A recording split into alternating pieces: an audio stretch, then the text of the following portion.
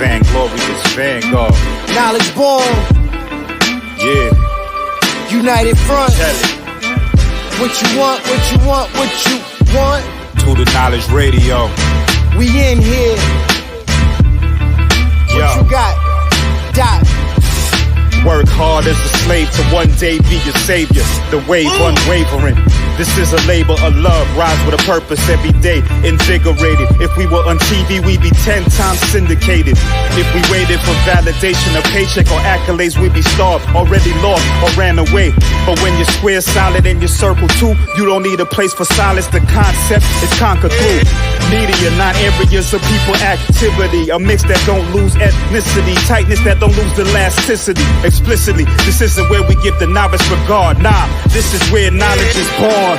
Last time that I checked, I'm undefeated. Deliver edicts, can't resist when the gods build and manifest freedom. When lines get crossed, they may push a loss, cause they get handed a check. We kick a can and cancel your cancerous gestures. A prophet vision, precision, the prescription for the sickness is to inoculate your fate with the winning. Arrogant beginnings turn to humble endings. And US with KBA is a win-win. 1K, 1K. Praise Nat Turner, glory to Garvey, and long live the spirit of the Honorable Dr. Khalid Abdul Muhammad.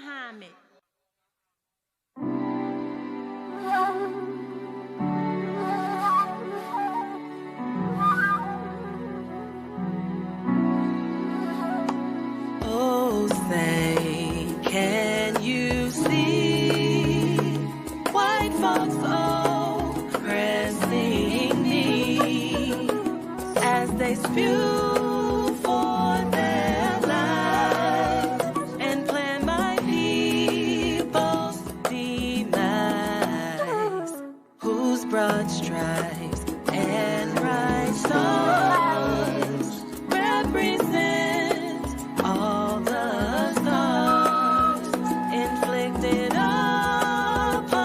our race, a great people displaced.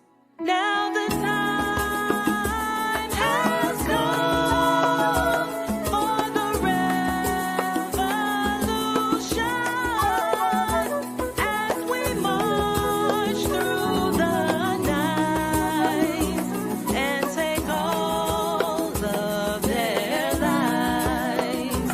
Barbie land and red and black and green, African flag wave. When we win the victory, forever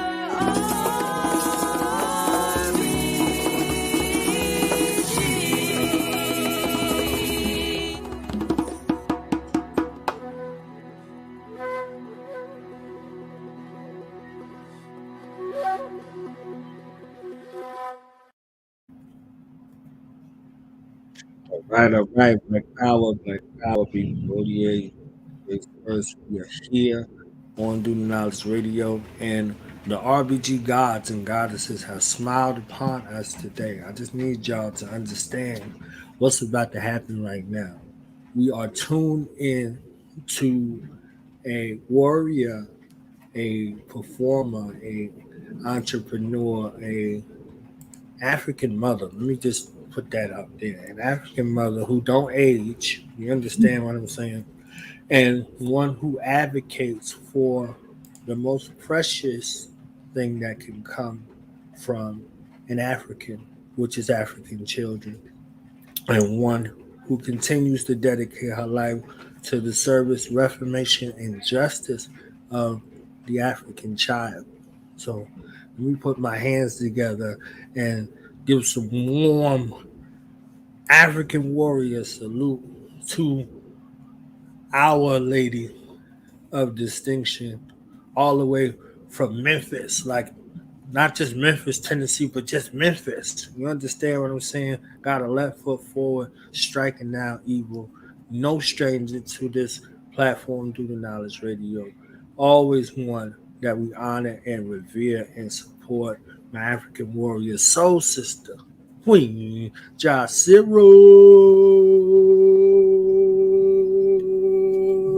Thank you. Thank you. Throw a little dance at the end. You Yes, understand what I'm saying? To throw a little dance at the end. You know? Awesome. How are you? I am good. I am glad you are here. I swore yesterday I was thinking about you, and I'm doing this 100-day motivation challenge, some challenge that I put to myself. And I was thinking about who I was going to look to for motivation. And I thought of you, and I thought of Dr. Betty Shabazz. Oh, wow. I saw her picture, and I saw her next to our brother, our beloved brother, Malcolm X. And I started reading some things that she said. And she said that when she was watching Malcolm, in the way that the African woman watches the African man, she says she was watching him and she saw that he was selfless when it came to others. But when it came to him, there was nobody for him to lean on when he needed it. So in her mind, she said she thought that she might be able to be that person that he could lean on. Mm-hmm. So I was just actualizing that experience and knowing how much you mean, as a sister, as a helpmeet for the African to meet our goal of retribution, our goal of African sovereignty, our goal of African liberation. I was like, it was just akin to like a refueling. You see what I'm saying? So who is there for the African woman? Who's there for everybody else?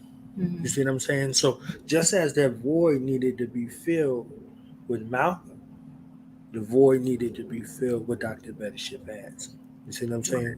So if it's not complementary in that sense, our greatest resource, our future, our promise, and our hope, which is the African children, are left in disarray. So I was just thinking about that and, thinking of you and your work, preparing for today. And I was like, man, Dr. Betty Shabazz, Kween Jasira, and the African woman in totality, So I was like, strive to be the best advocate for the defense of the African nation, but most especially the African woman. So coming to you in that spirit today.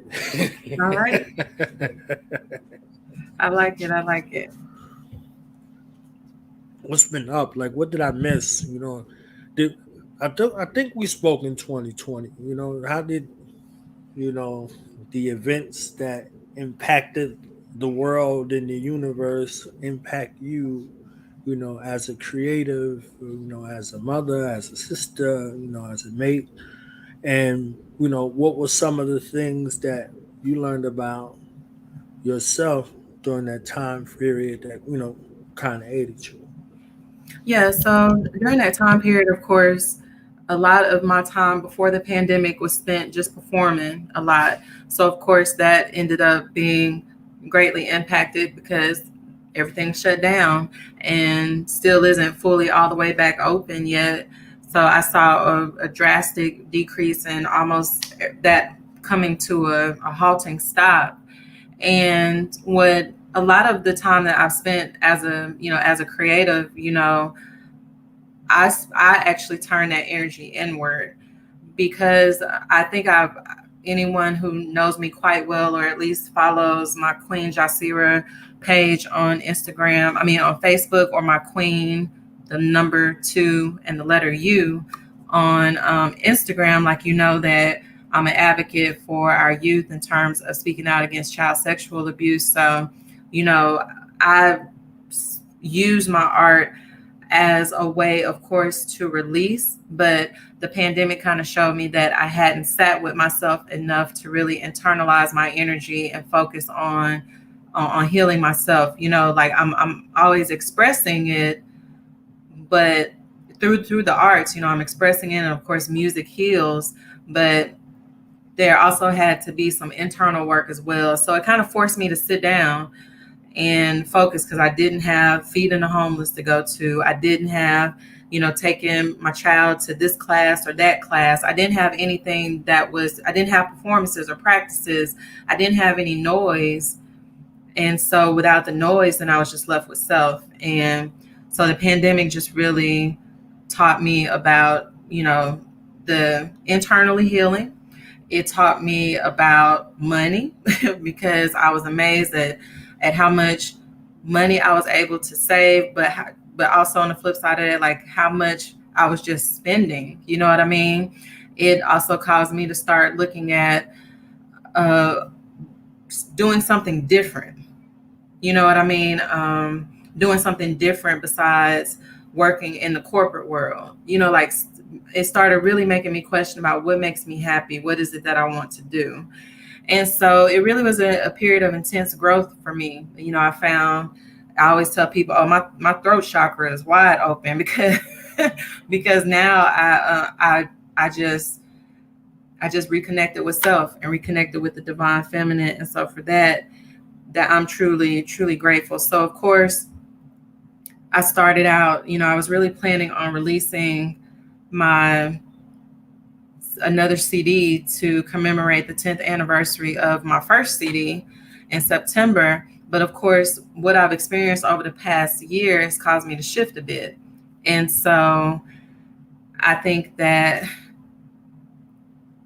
I'm going to still release a CD.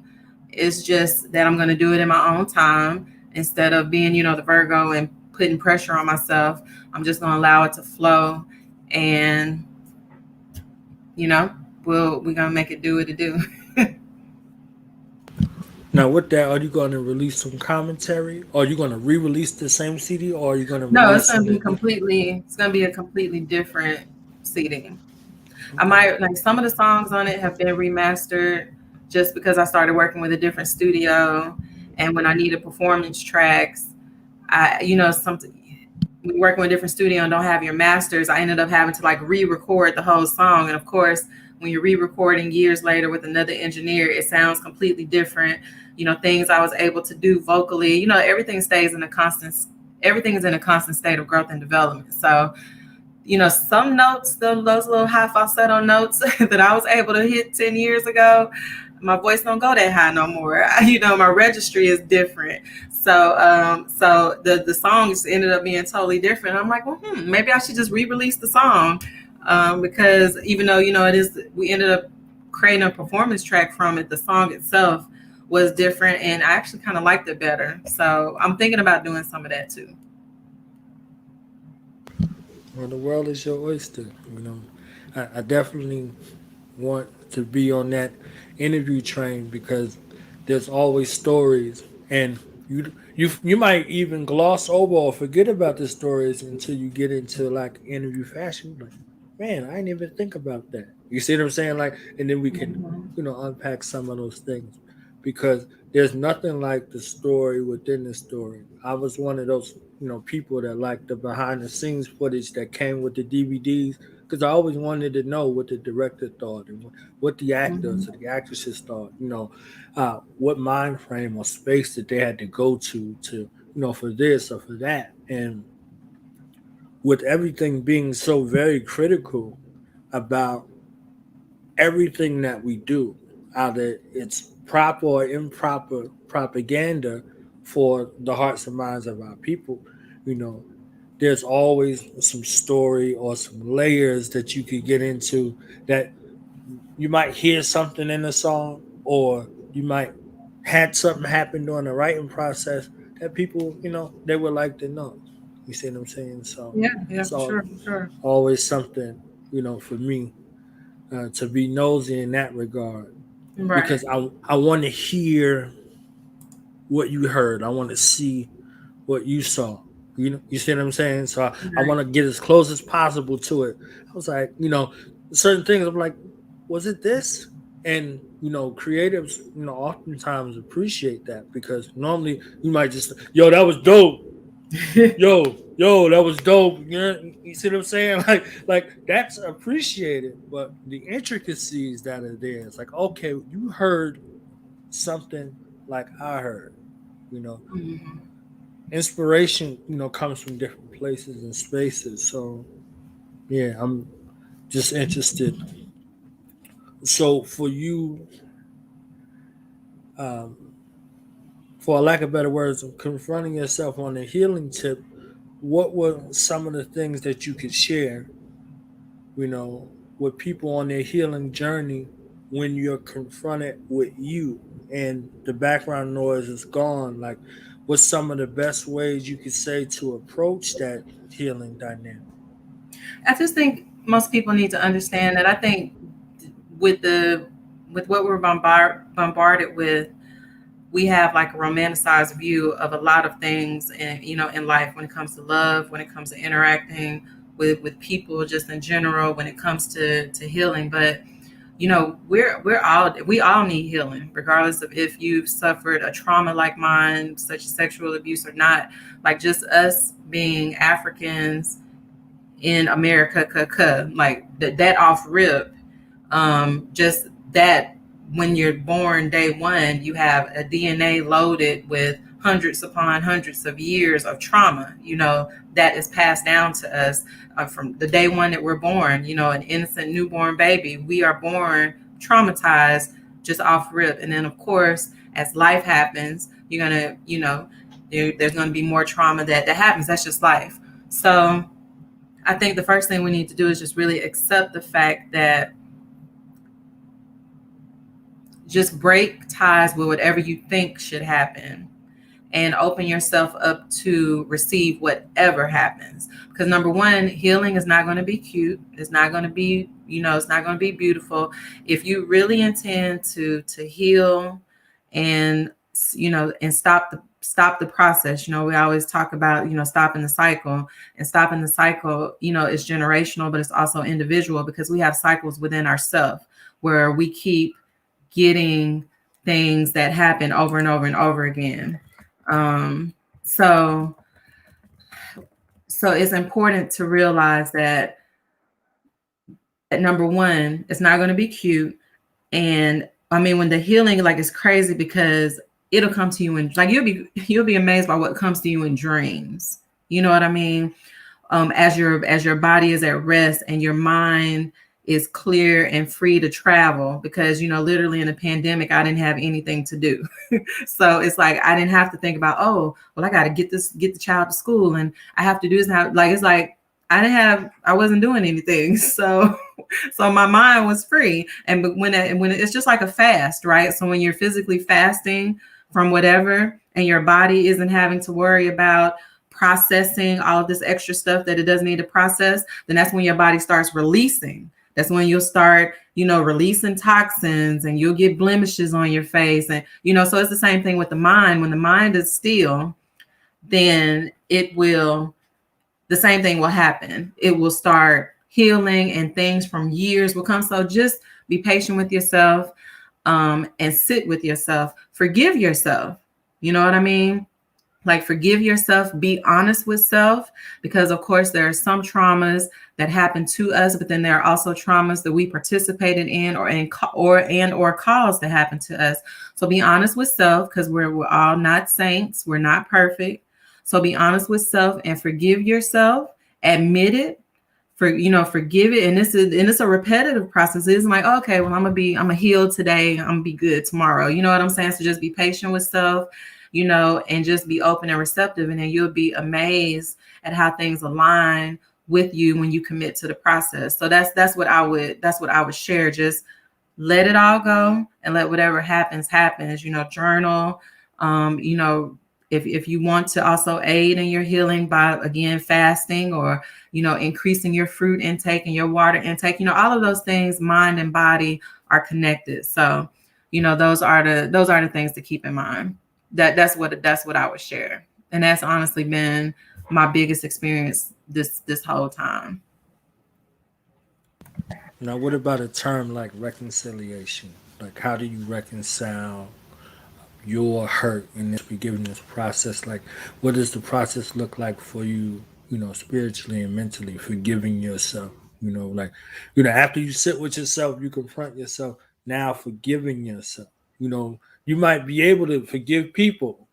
You see what I'm saying? But, that process of forgiving self, is that a new phenomenon, or do you think, more so is that a neglect phenomenon when it comes to Um, I think it's a new phenomenon because we neglect to do it. I think that either we don't want to just admit those things. It's like we know them, but don't necessarily want to tackle them, or we're in denial. You know, and so like for me, my reconciliation actually looked like me journaling or me looking at myself in the mirror and stating it out, out loud, like getting it out of my head and stating it or writing it out loud and speaking into it. So I did that. You know what I mean? Like it was effed up. You know what I'm saying? I did that. It was effed up that I allowed this to happen to me. It was effed up that I did this. You know what I mean? But it what are you committed to? Are you committed to the change? Because there's no need to dwell in that space.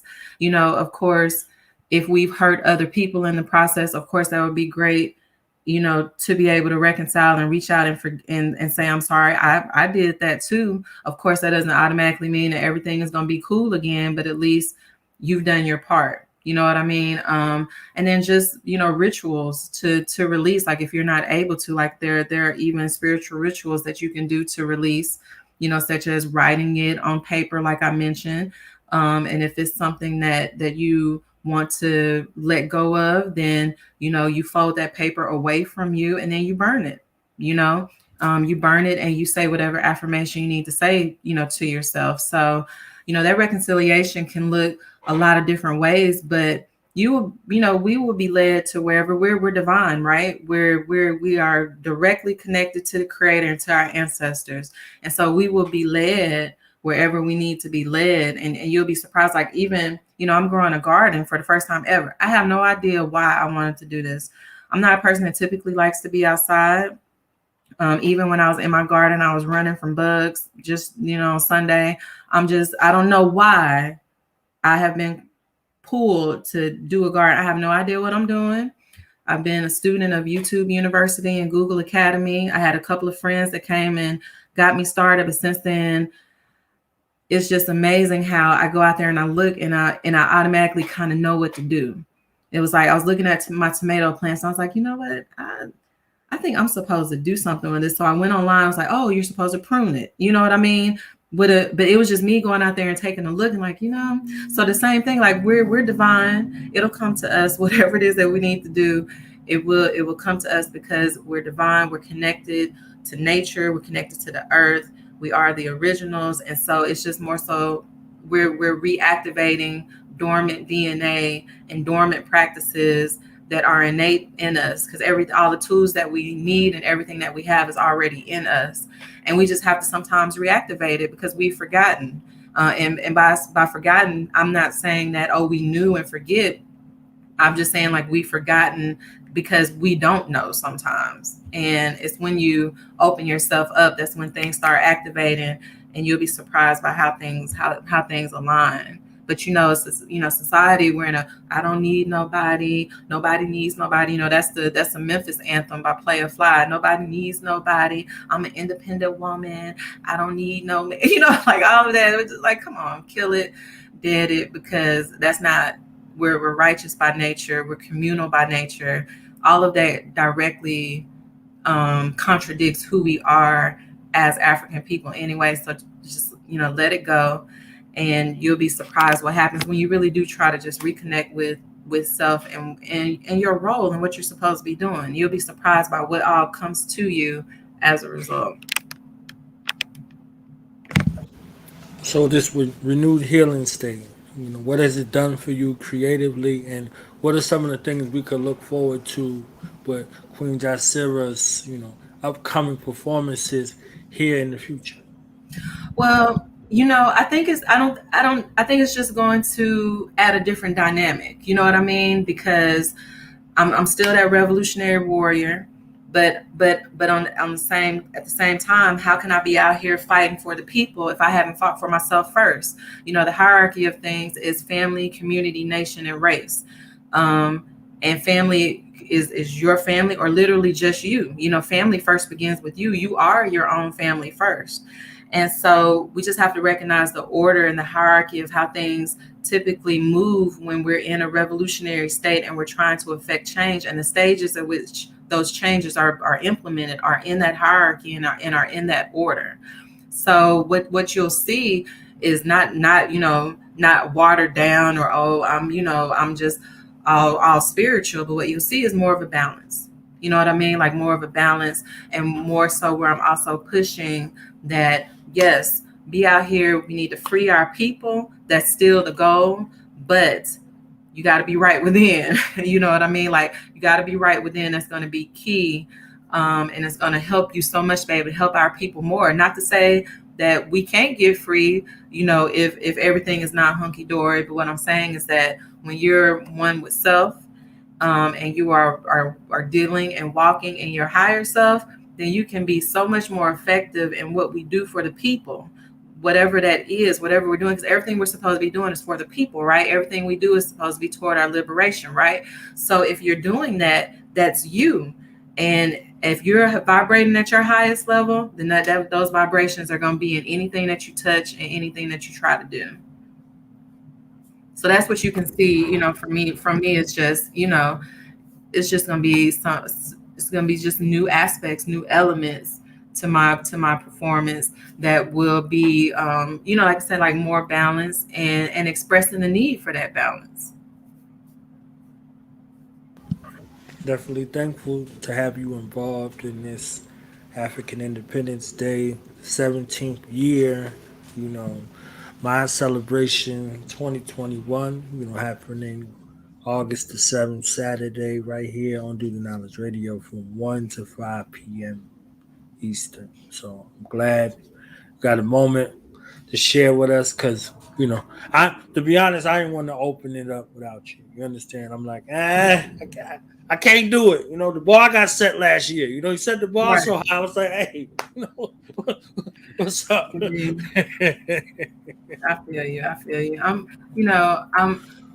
Yeah, that was a really good time. What can I say? I really don't have much more to say. No, it was dope. It was dope. And I was blessed enough to see you perform live too. So yes, it was so amazing to finally meet you. Yeah, it was just great all around. Not only the event, but finally making your acquaintance in person. And of course, it's always been all love, but it's just something about being in person. It's just something about that. And just like it's been cool to perform online and via Zoom during the pandemic, but still, Right.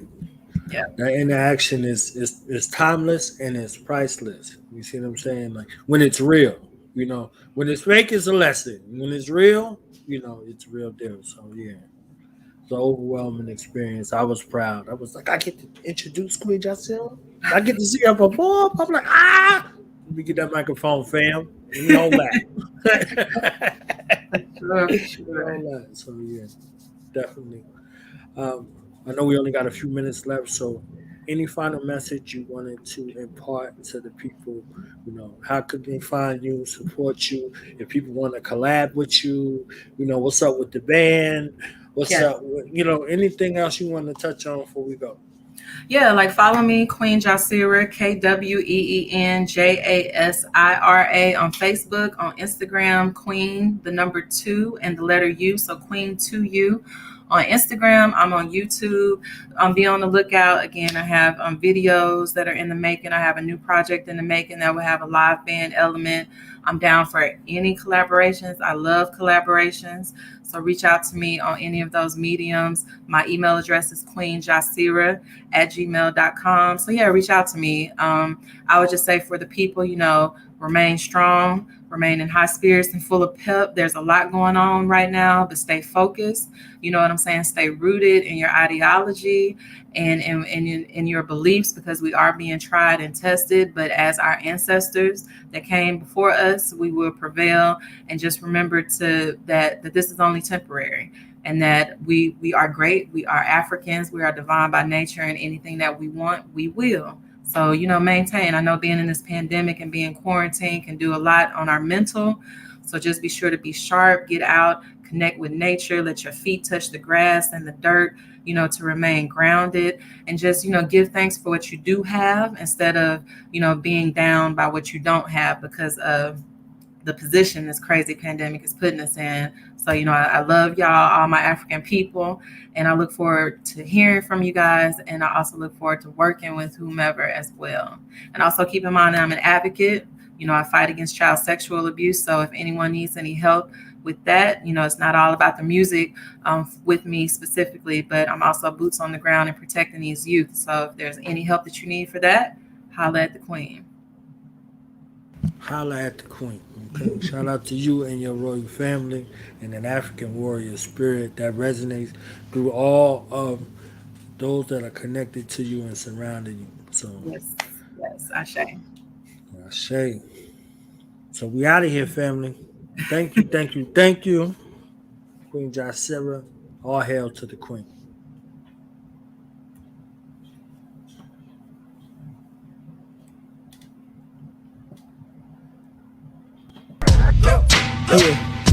Yeah. Now we gonna tell them. That in front. We tell them like this, yo. I'm an African. I'm a African. I'm an African. I'm a African. Yeah, y'all like that? So no more. This man's mind is open.